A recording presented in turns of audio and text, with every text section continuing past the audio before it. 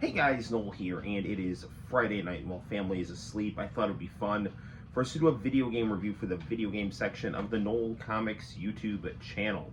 You know, I was actually recently chatting with one of my favorite YouTubers. He goes by the name of Bushy Stallion.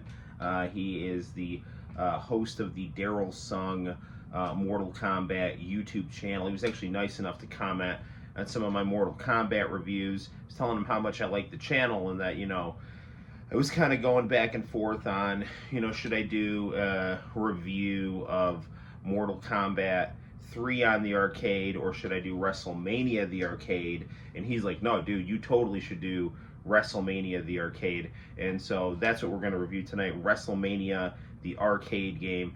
Back in the early to mid 90s, Midway was all the rage with their arcade games like Mortal Kombat and NBA Jam, and Acclaim, who was Midway's home porter.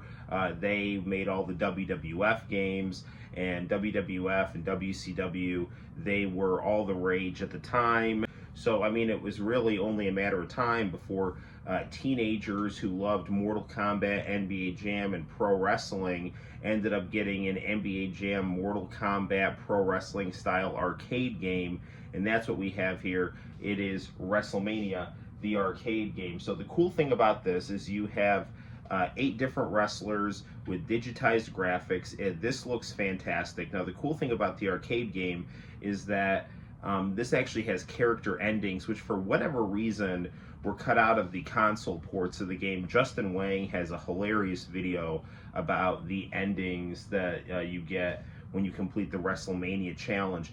This game is the prequel to a game that we have reviewed on the channel and one of my favorite Sega Saturn games, WWF In Your House. So this game, if you like In Your House, this is a sharper, visually, maybe a little bit more aesthetically polished version of that.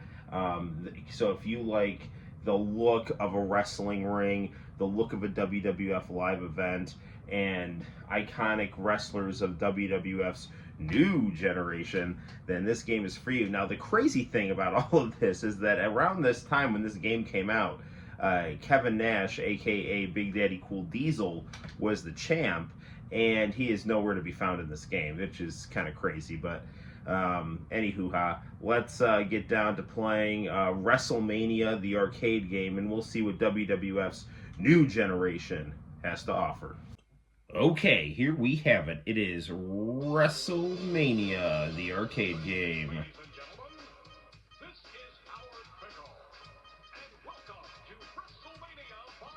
Oh, so many wrestlers to choose from, so little time. Let's do my guy here, Bret the Hitman Hart.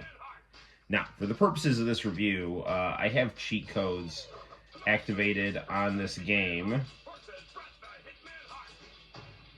So, I basically have invincibility turned on here. Just so... oh, no, I don't have invincibility turned on here. I thought I did.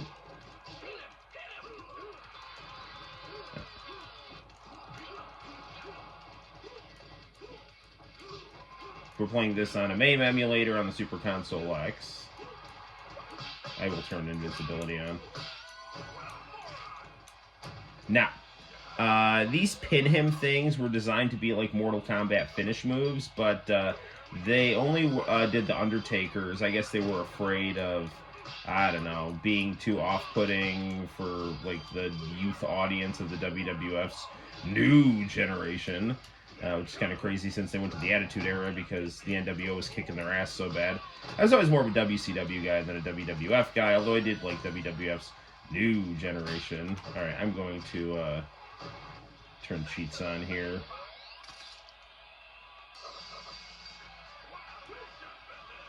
Enable cheats.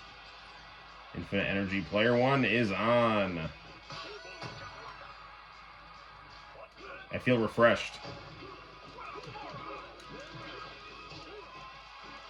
Now we can just kind of cruise through the game without any real problems here. Okay, so as you can clearly see here, this has Mortal Kombat style gameplay. In fact, my mom would not let me get Mortal Kombat 2, 3, and Trilogy, so I used to play these types of games as, you know, like my substitute for playing those in the mid to late 90s. So while my friends got to play Mortal Kombat Trilogy, I got to play WWF in Your House on the Sega Saturn. As it's in the house, in the house. So WWF In Your House, the sequel to this game, does have finish moves for each wrestler.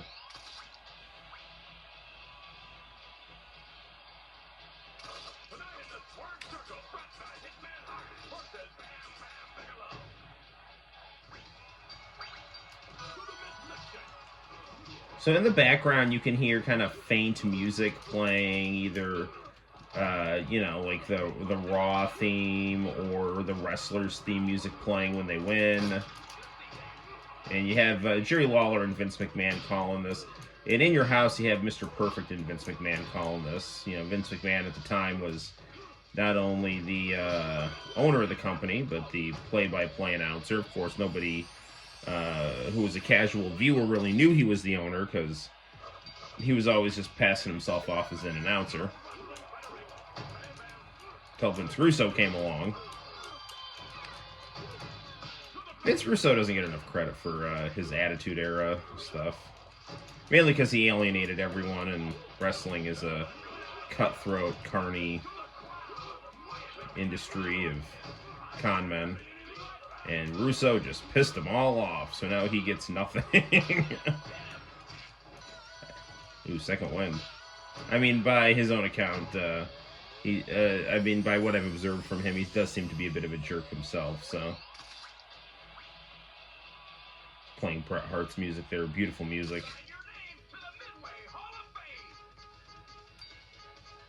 Put my name in the Midway Hall of Fame, huh?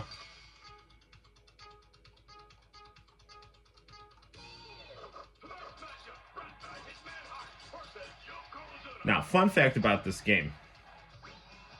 I'm sure I've told this story on live streams before, but when I was in the 6th grade, I used to play this game at the bowling alley. And when I went on a field trip with my class to the bowling alley, we were playing this game. Or I was playing this game, at least. My friends were playing too, but I was the one that was spending the most time on it. And I was actually Yokozuna, and I was going through the game, and I was doing pretty well. And my idiot friend thought it would be really fun to just go unplug all the arcade machines. And when I saw him doing that, I'm like, listen, dude, you can do whatever you want, just don't unplug this game. He's like, oh, no, don't worry, I won't. Shortly after he unplugged the game. And I was like right near the end of it, too. I was super pissed.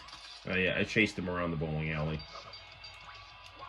That friend was Peter. You can see him review Soul Calibur 2 with me on the channel.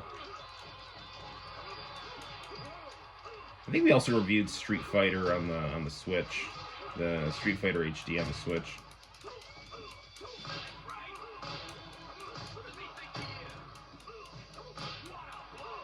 Right, using that headbutt. Better watch out for a concussion. Stop kicking out of my stuff, you fat Samoan Japanese guy. I personally love WrestleMania 9. I don't care what anybody says. Hulk Hogan is my favorite wrestler. And I like Bret Hart too, so the whole idea of them, like, fighting this giant evil guy together, I thought was awesome. So, now, my biggest kind of bummer is that Hulk and Bret never had a big proper match, because my favorite wrestling match is Hulk Hogan versus the Great Muta. And that was a match where Hulk Hogan did a lot of technical wrestling, in addition to kind of his signature moves. And the one televised match that Hulk had with Bret Hart was actually on Nitro. And Hulk actually wrestled the style he fought Great Muta in 1993. So it just sucks that he never, you know, we never got that with Bret versus Hogan. And, you know, the opportunity to do something cool with Bret in WCW was definitely there. It's just Bischoff was incompetent and Hogan was insecure, so that was a recipe for failure when that's who you have running your company, you know. But they're the ones that got you to the dance, too, so what are you going to do? I just also feel like WWF they were also united to beat WCW, and WCW was like beating them, but they were beating them with a lot of just like backstage drama and backstabbing, you know, more so than usual by all the accounts, you know. And say what you will about Vince McMahon, but the WWF, that was his baby, you know. He was gonna live and die by that company. Whereas Bischoff, I think he loved the WCW, but I think that was more, you know, that was a job for him. It wasn't something that, you know, he made his life like Vince McMahon made the WWF his life. At least that's what I've gathered from listening to different interviews and podcasts and books and things like that, you know, and even by Bischoff's own words, you know.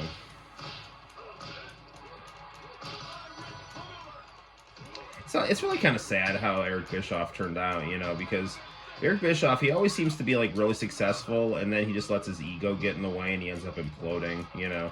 That happened with his time in WCW, and it happened with his podcast, I think, too, you know, because his podcast went from him, you know, talking about his kind of rebuttal to the Wrestling Observer based on his experiences running WCW to him just kind of being like warmed over Jim Cornette for AEW haters, you know. So actually it's funny, Eric Bischoff, I've talked about this in other videos. Actually, I left some snotty comment on his Facebook page, and he actually like made a YouTube video responding to the comment, all pissed off, you know. Conrad's like, no old comic says. And Bischoff's like trying to act all like condescending and stuff, you know, like he's pretending he's educated, you know, and not a guy who sells like Velcro ninja outfits to Vern Gagne's son. Which is fine. That is that you can do that and still be smart. He's just not, so.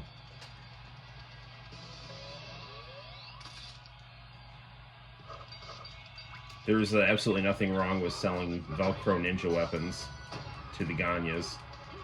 Like, and actually, like, one of the things, like, I hate is, like, pretension and things like that, because, as I say that as I'm playing a pro wrestling game, that should tell you. Because a lot of people, like, snobbishly look their noses down on pro wrestling. My wife was, like, all insecure the other day. She's, like, at work, and they're talking about podcasts that they listen to. She's like, well, I'm afraid the podcasts I listen to aren't classy enough for them. It's like, you don't have to prove yourself to anyone. Like, what the hell are you talking about? In fact, it's some of the most, like, considered, like, more lowbrow stuff that actually has the most insights, because, you know, you tend to be insightful when you're not trying to be, when you're just someone living in the society and experiencing the society. That's why you have so many out-of-touch intellectuals, because they're just, like, locked up in their ivory tower. They don't know what the hell is going on, and they're just, like, you know, responding to academic journals and their own tribal insecurities. You know, other people living in the real world see what the hell's happening, and they know, you know, they know just based on what they see and do and feel, so.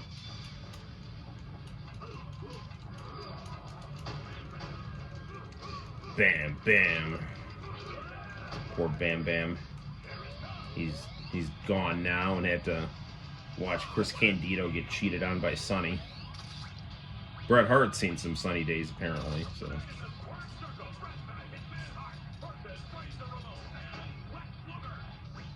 It's the Lex Express, a personal favorite of Jonathan Taylor Thomas. Like, no, seriously, I remember, like, I think it was, like, WrestleMania 10 or 11. I think it was 11 was the one with, like, Pamela Anderson and Diesel. I remember, like, watching the commercials for that on Superstars on Saturday morning, and Jonathan Taylor Thomas was all like, I, for one, can't wait to see the Allied Powers take on, I don't know who they were fighting. They probably taking on, like, Yokozuna and Bret Hart, or Owen Hart or something like that. Owen Hart and Yokozuna, they were an awesome tag team. I left some comment on some stupid wrestling video that popped up on my Facebook feed. It was like Owen Hart saying, like, oh, I'm never going to leave the WWF. I'm like, yeah, you probably should have. I mean, I didn't say this, but it was like, you know, Owen would still be alive if he went to WCW.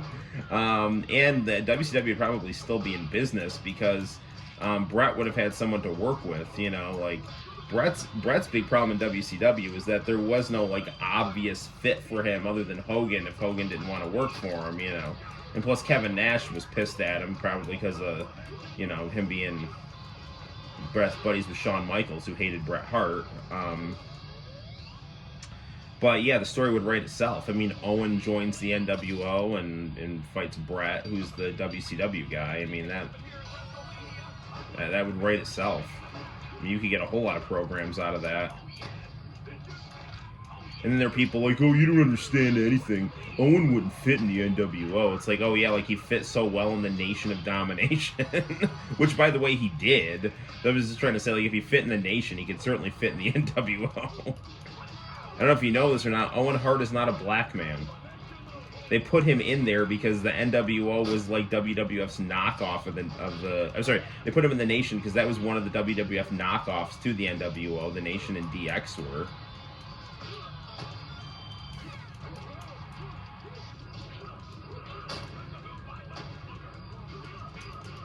Oh, come on, narcissist.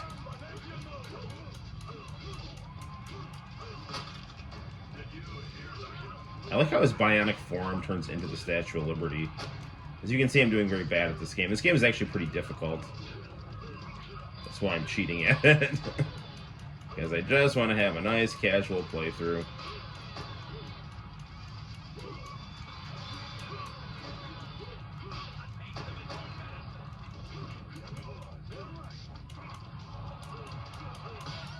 So in the background, they're just playing the Raw theme on a loop. It actually sounds really cool.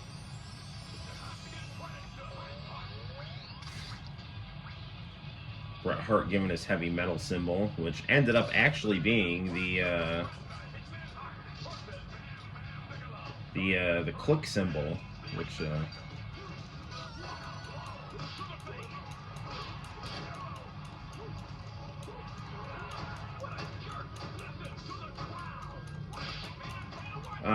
this was actually, I mean, a lot of people will say this was like a downtime for the WWF. I actually really enjoyed this time in the WWF. Maybe it's because I was young or whatever, but I honestly, sure, I got him the sharpshooter. I really liked the New Generation, and I also really liked the Dungeon of Doom stuff. And one of the reasons that WWF and WCW, I think, both had some interesting programming is because that they really were different. I mean, WCW was the place to go if you liked the more 80s style wrestling. And you got to have like Hulk Hogan fighting guys with superpowers, which I loved and found hilarious and awesome. And then, you know, you had WWF doing their, like, you know, new generation of cartoon characters, you know, which I thought were cool in their own way. But, I mean, I always thought WCW was more like the major leagues, despite what Steve Austin will tell you. At this time, it was stunning Steve Austin was in WCW. Man, I lost so much money on the WCW hotline trying to win a t-shirt. And I had it too. I used to do these, they had these like wrestling trivia games. And I finally had it. And Ric Flair, he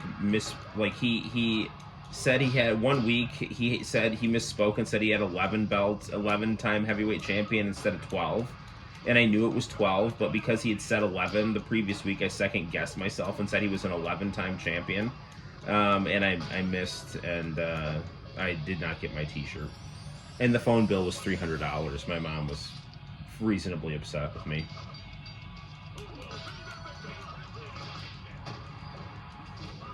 She's like, no, why do I have a $300 phone bill? I was trying to pin Johnny B. Bad with Dial-A-Wrestler. To use a clothesline against Johnny B. Bad, press 5. To use a crucifix, press 6. To use a punch, press 7. To go for your super move, press star. You missed. To kick out of the pin, press 1. To submit, press 2. To lay there like an idiot, press 4. And then I spent a lot of money on that phone line, so 1-900-109-9900.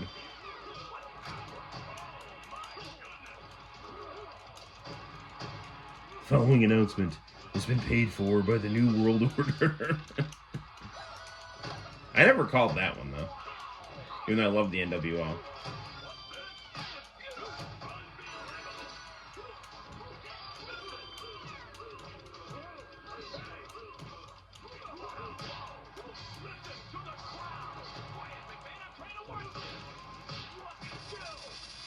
Ah, doink.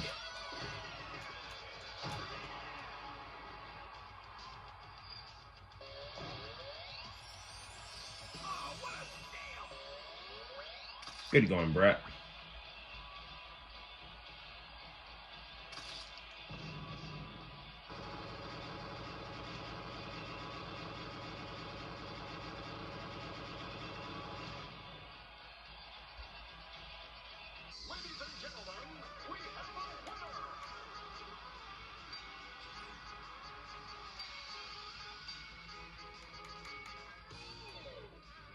Well, there you have it. Now, because we beat this on the Intercontinental mode, we don't have my actual character ending, but we can see the very cool credits. When you do get the character ending, it'll have like your wrestler's picture, and then it's like a wall of text. It's kind of like Ultimate Mortal Kombat 3 when you beat the game. And it's actually usually pretty funny because this game is very over the top. So, you know, they'll have very over the top stories like Shawn Michaels is sexually assaulted by his female fans and he like dies happy or something like that, you know, just stupid stuff like that, you know. Yeah, it's good stuff. So, I mean, I thoroughly enjoyed this game. Obviously, if you're playing it without cheating, this game can get frustrating. If you're playing this on the MAME emulator, you can just turn on cheat codes and breeze through the game, if that's what you want to do. But if you want to challenge yourself, you know, by all means, turn the cheat codes off. And it definitely gets harder with the, you know, WrestleMania heavyweight championship mode, because then you have to basically go through a gauntlet match at the end, and you can't lose, and that's how you will win the title. So there you have it, guys. That is WrestleMania, the arcade game, played on the Super Console X via the magic of MAME.